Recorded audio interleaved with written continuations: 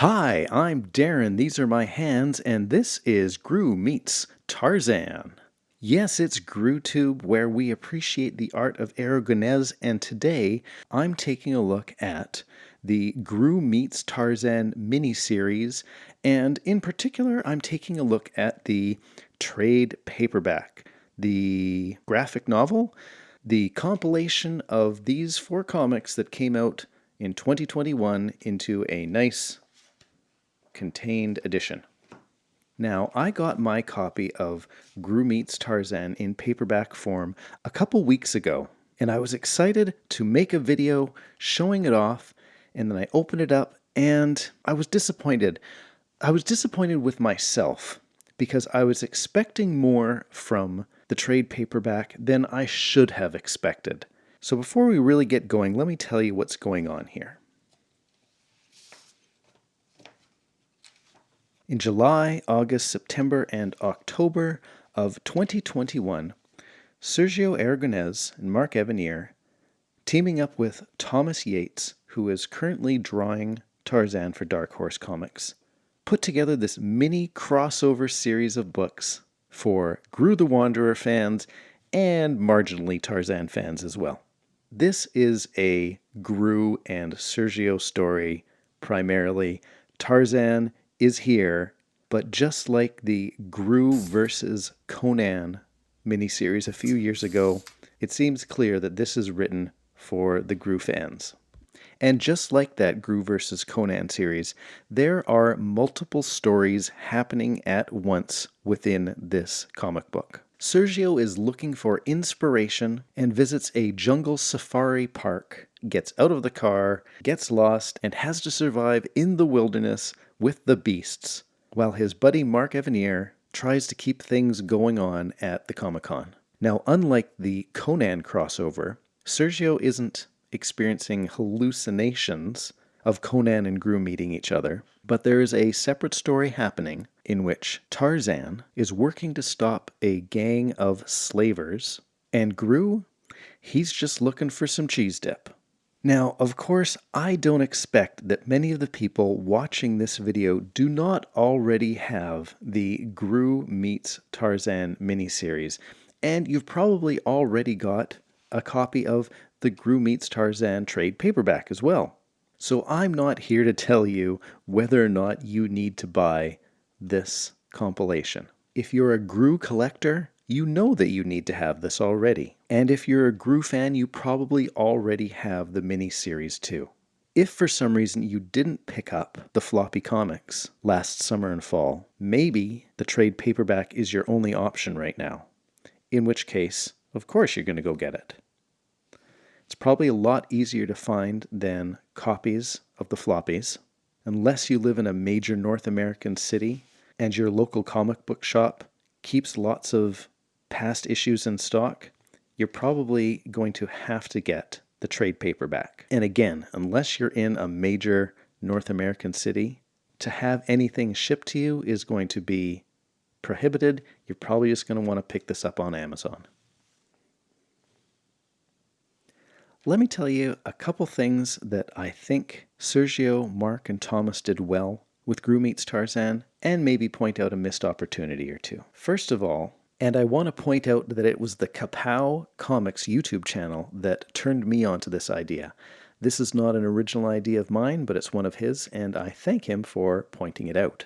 100 years ago, when Edgar Rice Burroughs was writing Tarzan novels, nobody thought anything of this white guy coming into deepest Africa and saving the day. In 2022, it's a little bit more of a difficult story to swallow. But Mark and Sergio tackle the story quite well, I think. Instead of Tarzan being the superhero foreigner who comes in and saves the local people because they can't take care of themselves, the local authorities call Tarzan in to work in an area where they are unauthorized to work. Tarzan becomes more of a detective for hire type person who is not so much saving the poor helpless Africans, but is assisting them as they are dealing with their own problems. Now, missed opportunity? Volcanoes? Dinosaurs?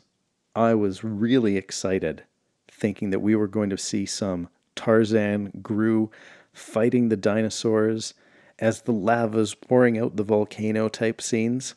I think that would have been great. Now, it didn't fit into the story, and really the most that we get of the dinosaurs is the slavers being attacked by them towards the end of issue number 4. But wouldn't that have been cool to have Groo battling dinosaurs with Tarzan? You know how I love my dinosaurs in Groo comics. That would have been great. So, let me give you a few of my thoughts on the trade paperback here, and maybe why I was a little bit disappointed when I received it. First of all, some really nice stuff is I like the covers on the trade paperbacks. I think the colors just show a little bit better. They're a little bit brighter. There's a bit more depth to the color. When I look at the scroll work here on the title block, seems a little bit more washed out here. When I look at Tarzan's skin tone, seems a little bit more natural. It could be the print run, of course, but I think it might have to do a little bit with the stock that they're printing on as well.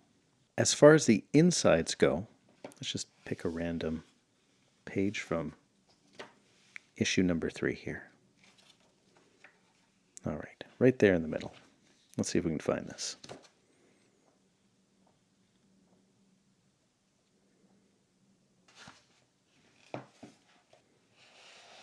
It might be hard to tell on the video, but the color does seem a little bit better to me in the trade paperback. Again, it could just be the print run, or it could have a little bit to do with the paper stock that they're printing on. The colors seem a little bit richer to me, and I like it.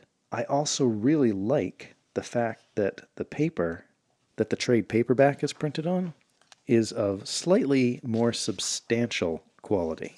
I don't collect a lot of comics these days besides Groo, so I don't know what the standard is, but it just seems to me that the quality of paper has really gone down over the decades. I don't know if you can see this, but it's just so thin. Like you're sitting down and you're reading, and you're seeing the art from the page behind showing through. I'm not a big fan of the glossy paper either.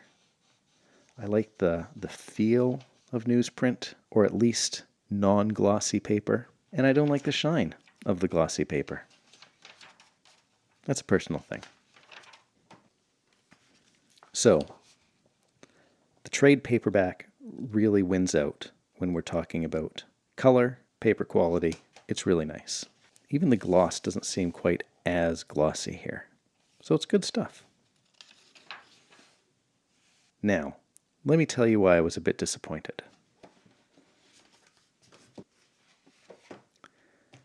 I'm breaking out the Groo Chronicles again. This really is a fantastic set of books. If you have the opportunity to pick them up, even if you have the Pacific run of Groo, it's well worth it. Nice paper, good feel, great color. And look at this kind of stuff. We were a page short, so we give you some of the first Groo sketches from Sergio's sketchbook. This bonus stuff, we love this kind of stuff. And I was hoping that we would get this kind of thing in the Groo Meets Tarzan paperback. Look at the full color, full page covers reproduced here in the Groo Chronicles. You know, they've even taken out the title block so you can see what was behind here. It's really nice stuff. Here's some more bonus art. Yet another text page. Looks really good. I was thinking, oh, we're going to get some bonus stuff like that in Groo Meets Tarzan. Well, here's the inside cover. Well, nothing really on the inside cover. Here's the credits page. Not much going on. A little bit of art on the side. Nothing new. Here's Mark's introduction. This is new. We're glad for this. But, wow, this is a pretty boring looking page. It really is just text. No little doodles around the side or anything. I don't know. I have no right to expect anything more, but I was expecting more, and it disappointed me when there was nothing fun here. I do appreciate Mark writing out this introduction, of course, and telling the stories that he tells, but I wanted more art. I wanted other bonus stuff. And throughout the book itself, there's nothing hidden between the stories. In fact, the stories just run one into another, so it's just like reading one big, long graphic novel. Really not complaining about that. When we get to the end, take a look at this page. This is like what we saw in Chronicles. Oh, we had an empty page, so here's some bonus stuff. Well, there's no bonus stuff here. Missed opportunity, I think. Here's the backs of the books, the Rufferto shorts. That's great. These are looking super. And the cover art. Again, it's good. It's all here. It's everything that we paid for. There's another page that could have had something on it. It's everything that we paid for, plus this. But it seems like it was a missed opportunity to really add some fun bonus stuff. No Groograms, and I guess that's about right. The letter pages are kind of stuck in time, and maybe they wouldn't make sense in the collected books. And I think the precedent has been set for years that they aren't included. Here's Groo and Rufferto. This is actually the most recent, besides Groo Meets Tarzan, Dark Horse trade paperback that I have. And you know what? Looking in here, I should have tempered my expectations. You know, there's not much going on here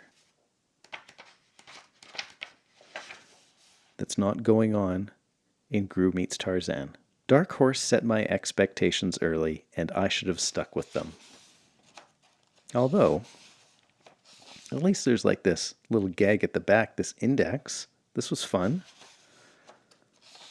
Here's your cover art in the index. You know what? I like the cover art better in Groo Meets Tarzan because it's closer to being full page. So really, if I'm at all disappointed with Groo Meets Tarzan, it's mostly because I had some unrealistic expectations. Might as well pull out Groo the Adventurer to see what we get here. Oh, look at, we get a quiz. We get Mark's page, and then we're straight into the stories. Another bit of writing at the end of the book. Covers. You know, so really not that much in the way of bonus material here. Oh, but how I desire bonus material. The Groo Odyssey, put out by Dark Horse. Let's take a look at these here together.